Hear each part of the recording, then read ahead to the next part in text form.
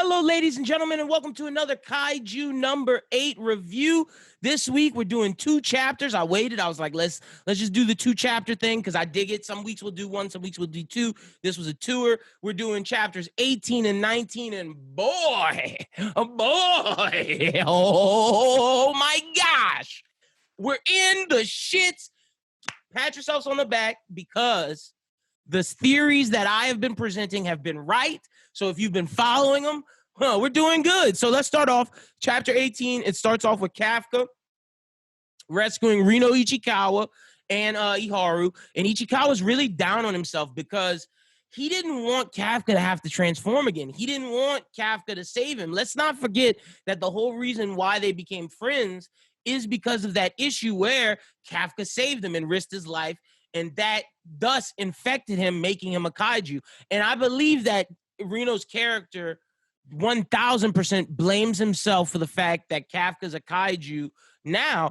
But what he needs to realize is that Kafka actually is better because of this, because he can actually accomplish his dream. Granted, life is harder, and we'll get to why life is harder. But Reno needs to start to accept that that's just who Kafka is as a human. And I think it's very similar to how Bakugo had to accept that Deku saved him and Deku's a hero. But it's not on that level as much because Bakugo innately dislikes Deku, where Ichikawa didn't. Ichikawa was just a cocky asshole at first, and then that situation kind of changed him. But he's definitely down on himself, and we see that in this chapter.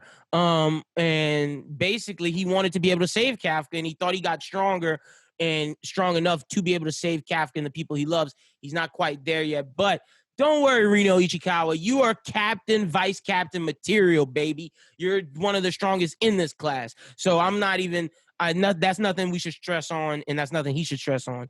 But the battle begins with the kaiju monster shooting the bullet finger at Kafka in his chest. But he realized, it's not as much damage. Like, Kafka's not Ichikawa or Iharu. Like, you don't have to do more than just a little finger bullet to mess with me. So then the monster then goes full just explosion of like all of his extra orifices are just growing out, and he's big regeneration to take all of that and shoot it at Kafka. But Kafka says, fuck all that. He rushes through and starts punching him, not knocking him out, but punching him and breaking all of that shit. He's just destroying it.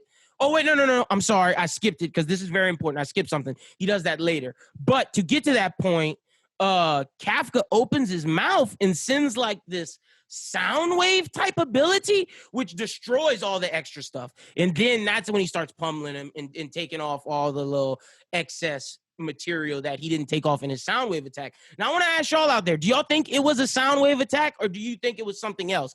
And that's something that I'm really excited to see going forward is Kafka's powers. But we'll get more into that when I do my predictions and just things that wanted to come. But that was a sound wave attack because he definitely opened his mouth and was just like, and just stood there, and everything just exploded. So that was something that really caught my eye.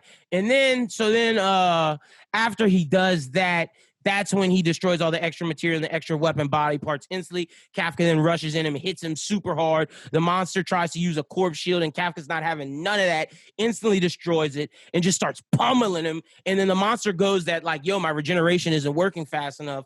This dude is fucking me up. And then Kafka beats him so much that he exposes his core, which if you know anything about like regeneration or any like when it is in pop culture or comics or manga, you can't, it's not like Wolverine where Wolverine just regenerates constantly. And like, it's when you do it elsewhere, like One Punch Man is a great example. When they're in the battle, all the heroes and Atomic Samurais battling that dude that came from Lord Boros' ship who constantly regenerated. Silver Fang and Atomic Samurai had to find the core and destroy it to stop the regeneration. And this is very similar in this case as well. So Kafka found the core, and I believe once he destroys that, he destroys the monster. But the chapter ends with him exposing his core, and then all of a sudden, the Ikaruga platoon shows up to save Reno and Iharu. What a great ending to a chapter. We're going to go straight into 19. We're not going to talk about the extra stuff speculating because we'll get to that at the end. So 19, it starts off with a flashback to Kikaru and Kafka talking about the monster and how she needs to cover for him and handle things here because he's the only person that can go save Iharu and Reno. We then go back to the present, and the platoon reports that they sighted Kaiju number 8, and Kikaro freaks out. The emergence of the platoon allows for the monster to regenerate enough to escape. He then hits Kafka with, "Now that I know your powers, partner, I'm gonna fucking kill you." And like, man, the Ikaruga platoon just waited just came at the wrong opportunity. My goodness. But this makes me question, is this monster more important to the overall story going forward, or is this just a continuation of the first arc and we still have a little bit more to do? And then once we battle him the second time, that's where we learn about either a different kaiju world, a different dimension, or we learn about this organization of different kaiju monsters that want to take over the earth. We're going to learn about how this villain plays in all this, I believe, in the upcoming chapters, but we'll get to that. We'll get to all of my speculation in a little bit because I was 1,000% right with 19, baby. Excuse me. I was 1,000% right with 19. So after the monster escapes, Kafka is trying to escape as well. The platoon ends up taking care of Ichikawa and Iharu. Kafka tries to dip out sneakily, and then he gets into an alley. But when he gets there, who is waiting for him but none other than Vice Captain Hosina, baby. Got his blades and everything ready. He lets everybody know that, like, look, I'm the defense squad to get Kaiju number 8. It's just me. I've made ground. And then Ashiro, Captain Mina Ashiro, she hears about it. We see her face and she's a little shocked. We see Ichikawa like, fuck no. Hikaru's like, oh no, is it the end of Kafka? And then basically Hosina just like lets loose and starts shooting all the blades, starts doing all of his blade works and just trying to fight him. But he isn't doing real damage, and he even admits, like, oh, you're a strong kaiju. It's time for me to go all out and release 92% combat power, baby, with his hand on the blade on his back, getting ready to strike, and that's how the chapter ends. My goodness, what a great 2 chapters. What a great way to show how Kaiju number 8 is progressing. With chapter 18, I love the combat of Kafka. We still don't know all of his powers. We know he's strong. We know he's durable. We know he's fast. But I think there's extra powers to him because if you look at the other monster, him being able to create corpse shields, him being able to shoot finger bullets, him being able to do a lot more stuff. And I think the fact that Kafka shot a sound wave just standing there out of his mouth, if that's what it is, shows that, Kaiju number 8 has some powers coming, but that makes me think the other monsters that are coming later down the road are going to be just as strong, if not stronger. So that's something I'm looking forward to over these next couple of chapters. First off, is exploring more of Kafka's powers. And does Kafka the human grow more as well? So in his humanoid form, he can switch back and both are strong. That's something we're going to have to see. But the fact that Hosina finds him, I said that this was either going to happen this arc or later down the line, and it would be a constant hiding. I'm glad that it's out in the open now because this leads to either one or two things.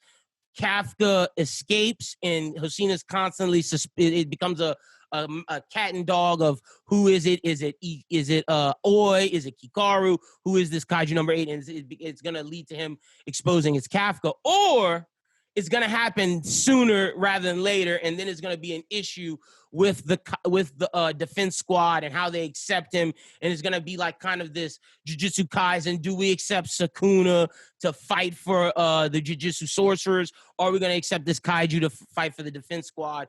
That may lead us into seeing Kikaru's father, because let's not forget that he's in charge of all of this. Hosina and Mina are just in charge of this one group, but the person in charge of the whole army is Kikaru's father. Will we get... I still think it's a little too early for him, but if within like the next 10 chapters we expose that like, Kafka is this kaiju, we're going to have to get word from him. Are they going to change up the entire system? Or are they going to, or is he going to die? Which obviously he won't. He's the main character. So I think it's either going to be this cat and mouse. Who is this kaiju?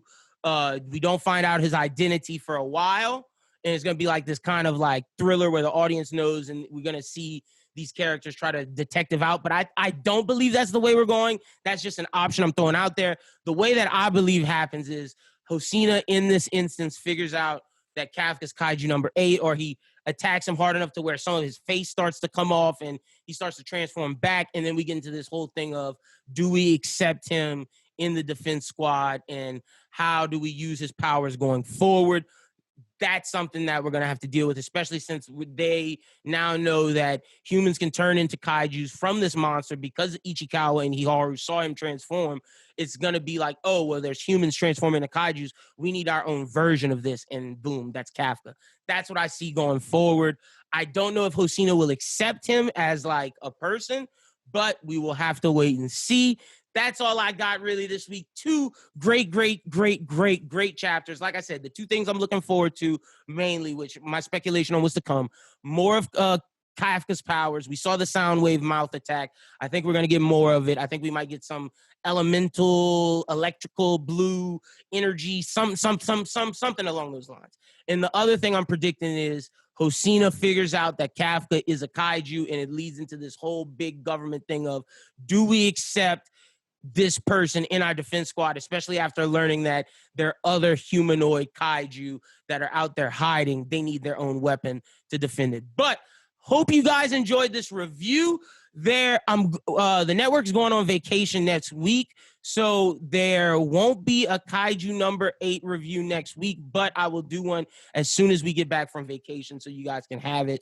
If we get back before 21 drops, because I think it's going to be 20, and then we're going to get the art thing because it goes every 3. So next week 20 should drop, and then when we get back, I'll do a review of 20 because we won't have a 21 chapter. So just be on the lookout for that. Also, be sure to check out the newest episode of Anime Talk, which will be out on Tuesday, the upcoming Tuesday. Be sure to check out the upcoming Run It Back, which will be out on Wednesday, and be sure to check out 5 reasons why you should read or watch Eden Zero when it comes out. I'm super excited for that. Me and Chris are doing that. But to stay up to date with everything with the network, either follow us at Bros Who Think on Twitter or subscribe to this YouTube channel. Hit the bell for the notifications, and you'll be alerted every time there's something new. But thank you to everybody watching this. I hope you enjoy your weekend. Until the next time we talk, be safe and have a good one.